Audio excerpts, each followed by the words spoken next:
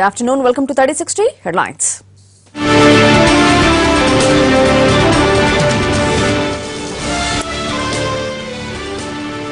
విమానాశ్రయంలో నిర్బంధంపై న్యాయ పోరాటం. గన్నవరం కోర్టులో ఎమ్మెల్యే రోజా ప్రైవేట్ పిటిషన్.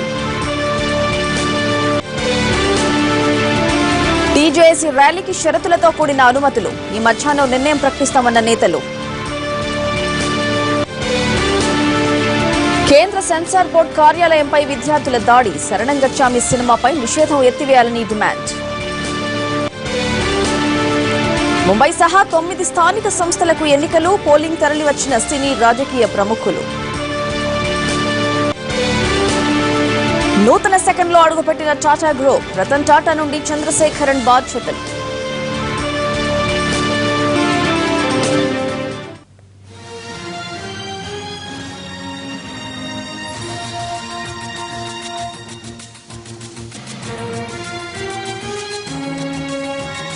టీజేఏసీ తలపెట్టిన నిరుద్యోగ ర్యాలీకి అనుమతిపై ఉత్కంఠ కొనసాగుతోంది. తీర్పుని మధ్యాహ్నం 3:30కు వాయిదా వేసింది హైకోర్టు. అంతకుముందు ర్యాలీని ఆదివారం నిర్వహించుకోవడానికి అభ్యంతరం ఏంటని టీజేఏసీ ప్రశ్నించింది న్యాయస్థానం. రేపు కాకుండా ఆదివారం ర్యాలీ సభ నిర్ణయించుకోవాలని సూచించింది. షరతులతో అనుమతులు ఇచ్చేందుకు సంసిద్ధత వ్యక్తం చేసింది హైకోర్టు. అయితే ఇందిరా పార్కు వద్ద కాకుండా ఓయూ క్యాంపస్ లో ర్యాలీకి అనుమతి ఇవ్వాలని కోర్టును కోరింది జేఏసీ. దీనిపై మరోసారి పోలీసులకు అనుమతి చేసుకోవాలని సూచించింది న్యాయస్థానం. పోలీసులు ఇచ్చే సమాధానం ఆధారంగా 3:30కు తుది తీర్పు వెల్లడించింది హైకోర్టు. రమేష్ వైట్ల అందిస్తారు. రమేష్, జేఏసీ ర్యాలీపై కోర్టులో ఎలాంటి వాదనలు కొనసాగాయి? జేఏసీ ర్యాలీకి సంబంధించి హైకోర్టులో పూర్తి ఉత్కంఠ కొనసాగుతుందని చెప్పి ఇంకా ర్యాలీకి పర్మిషన్ వస్తారా అని చెప్పి ఒక మరోవైపు చూసుకుంటుండగా దీనికి సంబంధించి కోర్టులో ఇవాళ ఉదయం నుంచి కూడా వాద ప్రతిపాదనలు కొనసాగుతున్నాయి. అయితే ఆదివారం రోజు అంటే అత్యంత బిజీగా ఉండే బుధవారం రోజు ఈ ర్యాలీ నిర్వహించడం వల్ల ప్రజలు ఇబ్బంది పడతారు కాబట్టి ఈ ర్యాలీని ఆదివారం రోజు నిర్వహించుకుంటే అభ్యంతరం ఏమన్నా ఉందా అని చెప్పి జేఏసీని హైకోర్టు ప్రశ్నించడం జరిగింది. దీనికి సంబంధించి వాళ్ళు హైకోర్టుకి 12 గంటల లోపల ఒక అఫిడవిట్ దాఖలు చేస్తాము, అప్పుడు తర్వాత మీ తీర్పును వెల్లడించని చెప్పి జేఏసీ హైకోర్టును కోరడం జరిగింది. అయితే 12 గంటలకు తిరిగి ప్రారంభమైన కోర్టులో ఇదే వాదనను కూడా వినిపించడం జరిగింది. అయితే ఆ సిటీ అత్యంత రద్దీగా ఉండే సిటీ ప్రాంతంలో తమకు కావాలని చెప్పి కూడా జేఏసీ తమ వాదనను మరోసారి కూడా కోర్టు ముందు విన్నవించుకోవడం జరిగింది. అయితే దీనిపై కోర్టు అత్యంత రద్దీ ప్రాంతాలు ఇచ్చేందుకు ప్రముఖంగా లేము, ఇదే ప్రాంతంలో మరొక ఇదే సెంటర్ లో అంటే సిటీ సెంటర్ లో కావచ్చు కొంచెం సుదూర ప్రాంతంలో ఇవ్వడానికి ఒకవేళ ఇస్తే ఏమైనా అభ్యంతరం ఉందా, దానికి సంబంధించి మీకు ఏమైనా స్థలాలు ఉంటే మాకు చెప్పండి అని చెప్పి కూడా కోర్టు చెప్పడం జరిగింది. దీంతో ఉస్మానియా క్యాంపస్ లో తాము నిర్వహించుకుంటాము అని చెప్పి జేఏసీ కోర్టు పేర్కొనడంతో అయితే కోర్టు జేఏసీ కొన్ని సూచనలు చేయడం జరిగింది. మళ్ళీ ఫ్రెష్ గా పోలీసులకు ఒక అప్లికేషన్ పెట్టింది. పోలీసులు 3 గంటలలోగా ఒక నిర్ణయం తీసుకొని పక్షంలో తమ దగ్గరకు మళ్ళీ రావాలని చెప్పి కూడా పేర్కోవడం జరిగింది. ఒకవేళ పోలీసులు సరైన నిర్ణయం తీసుకున్న పక్షంలో 3:30కు తాము తీర్పు వివరిస్తామని చెప్పి కూడా పేర్కోవడం జరిగింది. Right Ramesh, thank you.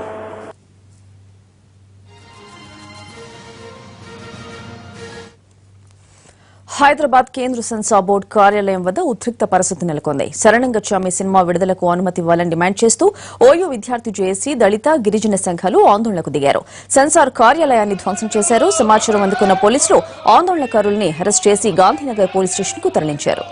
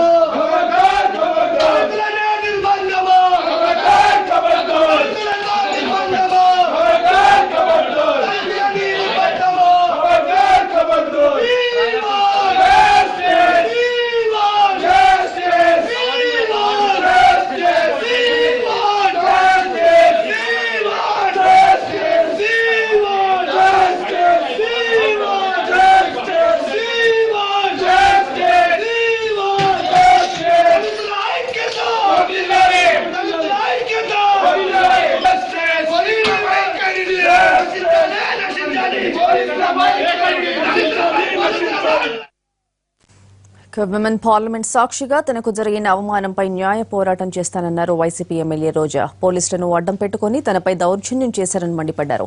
మహిళా సమస్యలపై మాట్లాడే హక్కు తనకు లేదా అని నిలదీశారు రోజా. చంద్రబాబు వచ్చిన తర్వాతే మహిళలపై నేరాలు పెరిగిపోయాయని ఆరోపించారు. అరెస్ట్ చేసిన విషయంలో చంద్రబాబు నాయుడు గారు మొన్న ప్రెస్ మీట్ పెట్టి ఒక మాట చెప్పారు. ఆవిడ ట్రాక్ రికార్డ్ చూసి మేము ఆవిడని నిర్బంధించాల్సి వచ్చింది అని చెప్పి. నా ట్రాక్ రికార్డ్ ఏం చూశారని నేను అడుగుతున్నాను. ఈరోజు మీ పార్టీలో 10 ఏళ్ళు నేను పనిచేశాను. ఏం విధ్వంసాలు నేను సృష్టించాను, నా చేత మీరు ఎన్ని విధ్వంసాలు చేయించారో చెప్పాలని కూడా ఈరోజు నేను డిమాండ్ చేస్తున్నాను. అలాగే వైస్రాయ్ హోటల్లో ఎమ్మెల్యేలందరినీ నేను గుమికూడి ప్రభుత్వాన్ని కూల్చే విధంగా ఏదైనా ప్లాన్ చేసిన ట్రాక్ రికార్డ్ నాకు ఉందా, లేదా నా ఇంటికి ఎవరినన్నా పిలిచి కాల్ చేసిన ట్రాక్ రికార్డ్ నాకేమన్నా ఉందా, లేకపోతే నా ఇంట్లో బాంబులు చుడుతూ ఉంటే ఆ బాంబులు పేలి నా ఇల్లు కూలిపోయిన ట్రాక్ రికార్డ్ నాకేమన్నా ఉందా, లేదా చింతమనేని లాగా అక్రమాన్ని అడ్డుకున్న ఆఫీసర్ వనజాక్షి లాంటి వాళ్ళని ఇసుకలో వేసిన కొట్టిన ట్రాక్ రికార్డ్ నాకేమన్నా ఉందా, లేకపోతే సొంత పార్టీలో వాళ్ళని కూడా ఎలా హింసించాలని మరి రావేల గారి లాగా నాకు ట్రాక్ రికార్డ్ ఉందా, లేదా ఎవరో బిడ్డ కదా గుద్దేసి తప్పించుకోవచ్చని బోండా ఉమ్మగారు ఇక్కడ అక్కడ అసెంబ్లీలో ఒరే పాతేస్తాను రా మిమ్మల్ని అందరినీ అంతు తేలుస్తానన్న ట్రాక్ రికార్డ్ నాకేమన్నా ఉందా?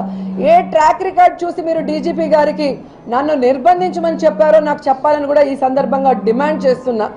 ఒక ఎమ్మెల్యేకే రక్షణ లేనప్పుడు ఒక మామూలు మహిళకి, ఒక మధ్యతరగతి మహిళకి ఒక అన్యాయం జరిగితే ఆవిడ ఏ విధంగా ఈ పోలీస్ వ్యవస్థని ప్రశ్నిస్తుంది, తనకి న్యాయం జరిగే విధంగా ఏ విధంగా అడుగులు వేస్తుందో మీరు చెప్పాల్సిన అవసరం ఉంది.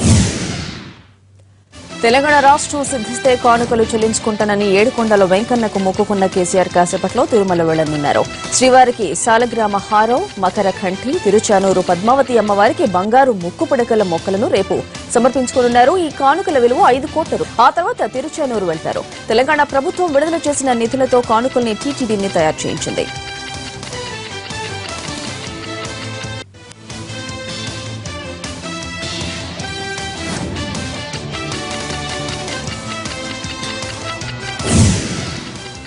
బులెటిన్లో షర్వై తీసుకుందాం.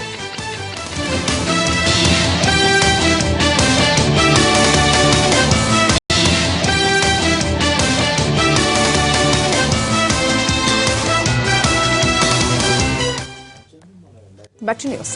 పళనిస్వామి బల నిరూపణను సవాల్ చేస్తూ డీఎంకే వేసిన పిటిషన్పై విచారణను రేపటికి వాయిదా వేసింది మద్రాస్ హైకోర్టు. విపక్షాలు లేకుండానే విశ్వాస పరీక్ష నిర్వహించారని, రాజ్యాంగబద్దంగా ఇది చెల్లదని డీఎంకే వాదిస్తోంది. ఈ నెల 18న జరిగిన విశ్వాస పరీక్షను రద్దు చేయాలని కోరుతూ పిటిషన్ వేసింది. డీఎంకే దాఖలు చేసిన పిటిషన్పై విచారణను రేపటికి వాయిదా వేసింది మద్రాస్ హైకోర్టు.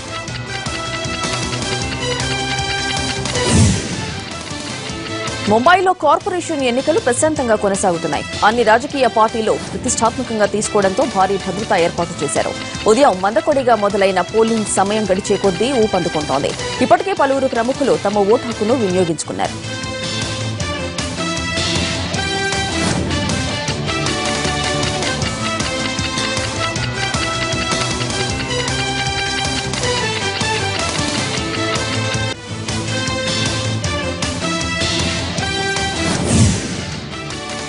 హీరోయిన్ భావన కిడ్నాప్, లైంగిక వేధింపుల కేసు ట్విస్టులు, సస్పెన్స్లతో సాగుతోంది.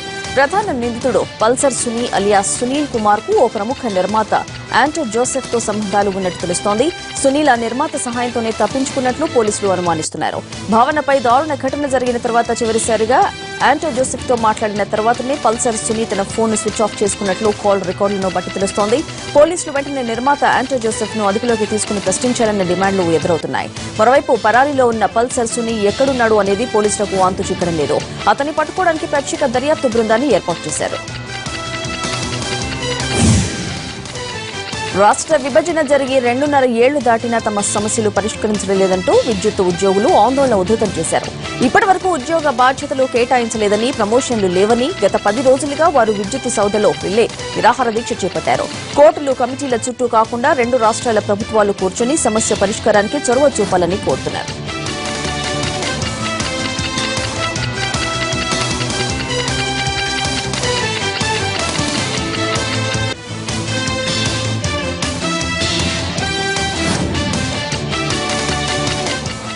Justice! Justice! justice. We want justice. We want justice. We want justice. We want justice. We want. తప్పు యాజమాన్యాలది. ఇప్పటి వరకు కూడా ఆంధ్రప్రదేశ్ ప్రభుత్వం నుంచి కానీ ఆంధ్రప్రదేశ్ మేనేజ్మెంట్ నుంచి కానీ ఎలాంటి స్పందనలు లేవు. మరి వారు ఏవో చర్చలు జరుపుతున్నామంటున్నారు కానీ మరి ఆ చర్చల సారాంశం ఏంటో ఫలితాలు ఏంటో ఇప్పటి వరకు కూడా మాకు తెలియదు. మరి ఎన్నో విధాలుగా మేము నష్టపోతున్నాము. గత 20 నెలలుగా కూడా మేము హైకోర్టులోను సుప్రీంకోర్టులోను మరి ఎన్నో పోరాటాలు చేసాం. ఎన్నో కమిటీలకు కూడా ధర్మాధికారి కమిటీకి శీలాబేడి కమిటీకి కూడా ఎన్నో వాళ్ళ కమిటీలను కూడా కలిసి ఈ సమస్యను పరిష్కారం చేయమని ఎన్నో విధాలుగా కూడా రిక్వెస్ట్ చేశాము. అయినా కానీ ఇప్పటికి దాదాపుగా తెలంగాణ ప్రభుత్వం రిలీవ్ చేసి 20 నెలలు కావస్తుంది. ఇప్పటి వరకు కూడా ఈ సమస్య పరిష్కారానికి ఆంధ్రప్రదేశ్ ప్రభుత్వం నుంచి ఏమాత్రమూ గట్టి ప్రయత్నాలు జరగలేదని మేము పూర్తిగా నమ్ముతున్నాము. కర్నూలులో నకిలీ నోట్లు ముద్రించి చలామణి చేస్తున్న ముఠాను పోలీసులు అరెస్ట్ చేశారు. హౌసింగ్ బోర్డు కాలనీని అడ్డాగా చేసుకుని కొత్తగా వచ్చిన 2,500 రూపాయల నోట్లను ముద్రిస్తున్న నలుగురిని పట్టుకున్నారు. అచ్చం కొత్త కరెన్సీని పోలి ఉన్న నకిలీ నోట్లు చూసి పోలీసులే విస్తుపోయారు. నిందితుల నుంచి 2,17,100 రూపాయల ఫేక్ కరెన్సీని సీజ్ చేశారు. నకిలీ నోట్ల ముద్రణకు ఉపయోగించే స్కానింగ్ కంప్యూటర్ ఇతర సామగ్రిని స్వాధీనం చేసుకున్నారు.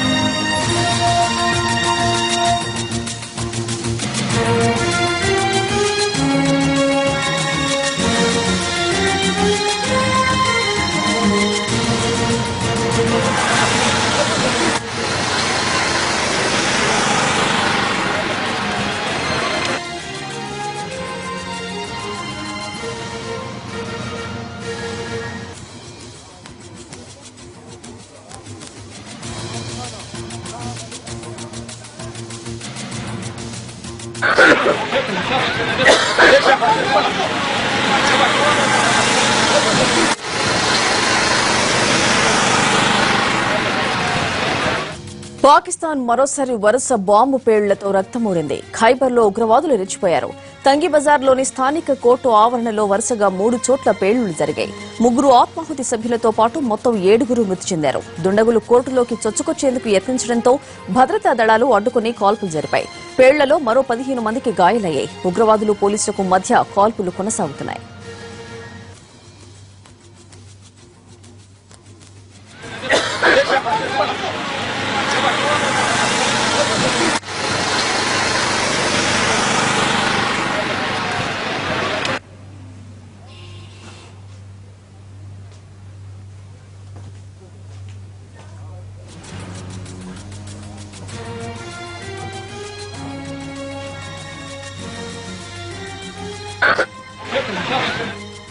పాకిస్తాన్ మరోసారి వరుస బాంబు పేలుళ్లతో రక్తమూడింది. ఖైబర్లో ఉగ్రవాదులు రెచ్చిపోయారు. తంగి బజార్లోని స్థానిక కోర్టు ఆవరణలో వరుసగా 3 చోట్ల పేలుళ్లు జరిగాయి.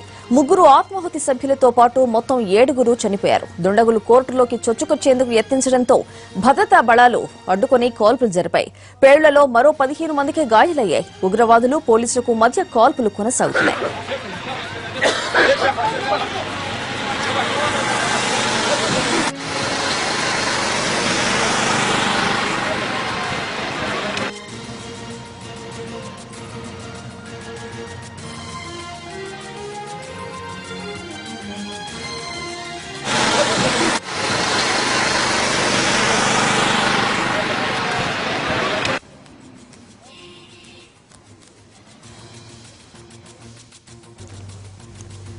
పాకిస్తాన్ మరోసారి వరుస బాంబు పేలుళ్లతో రక్తమూడింది. ఖైబర్లో ఉగ్రవాదులు రెచ్చిపోయారు. తంగి బజార్లోని స్థానిక కోర్టు ఆవరణలో వరుసగా 3 చోట్ల పేలుళ్లు జరిగాయి. 3 ఆత్మాహుతి సభ్యులతో పాటు మొత్తం 7 మృతి చెందారు. దుండగులు కోర్టులోకి చొచ్చుకొచ్చేందుకు యత్నించడంతో భద్రతా దళాలు అడ్డుకుని కాల్పులు జరిపాయి. పేలుళ్లలో మరో 15 మందికి గాయాలయ్యాయి. ఉగ్రవాదులు పోలీసులకు మధ్య కాల్పులు కొనసాగుతున్నాయి.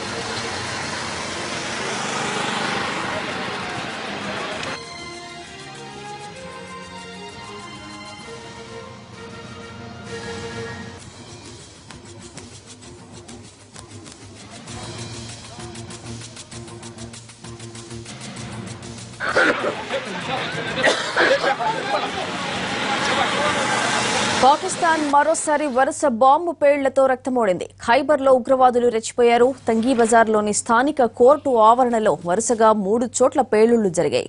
3 ఆత్మాహుతి సభ్యులతో పాటు మొత్తం 7 మృతి చెందారు. దుండగులు కోర్టులోకి చొచ్చుకొచ్చేందుకు యత్నించడంతో భద్రతా దళాలు అడ్డుకుని కాల్పులు జరిపాయి. పేలుళ్లలో మరో 15 మందికి దాకా గాయాలయ్యాయి. ఉగ్రవాదులు పోలీసులకు మధ్య కాల్పులు కొనసాగుతున్నాయి.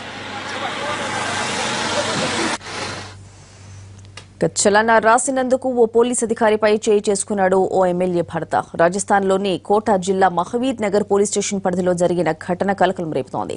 బీజేపీ కార్యకర్త వెళుతున్న ఓ వాహనాన్ని అడ్డుకున్న పోలీసులు సరైన డాక్యుమెంట్స్ లేని కారణంగా చలానా రాశారు. విషయాన్ని స్థానిక ఎమ్మెల్యేకు చేరవేయడంతో ఎమ్మెల్యే చంద్రకాంత మొక్పాల్ తన భర్తతో సహా అక్కడికి వెళ్లి నానా రచ్చ చేసింది. ఇద్దరూ కలిసి పోలీసులతో తీవ్ర వాగ్వాదానికి దిగారు.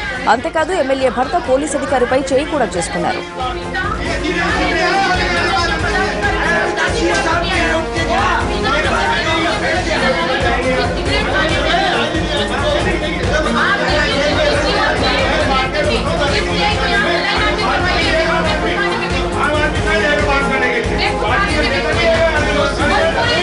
విధుల్లో ఉన్న పోలీస్ అధికారిపై ఎమ్మెల్యే భర్త చేయి చేసుకోవడం పట్ల తీవ్ర విమర్శలు వెల్లువెత్తుతున్నాయి. ఇంత జరిగిన కేసుకు సంబంధించి ఏ ఒక్కరిని ఇంతవరకు పోలీసు ఉన్నతాధికారులు అదుపులోకి తీసుకోలేదు. డీఎస్పీ ఖునరత్ జాత్ ఇప్పటికే సీనియర్ పోలీస్ అధికారులతో ఈ వివాదంపై చర్చించినట్లు తెలుస్తోంది.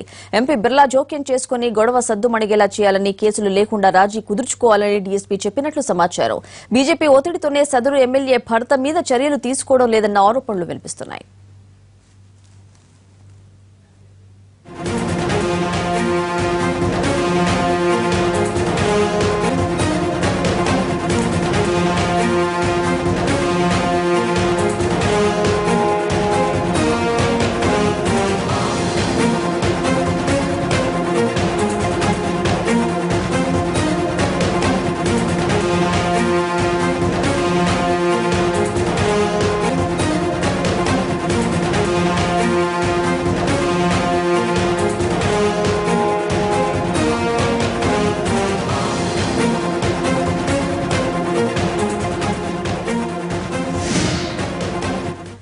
బెంగళూరు సమీపంలో కేఎస్ఆర్టీసీ బస్సు దగ్ధమైంది. నడుస్తున్న బస్సులో మంటలు చెలరేగడంతో ఒక మహిళ సజీవ దహనమైంది.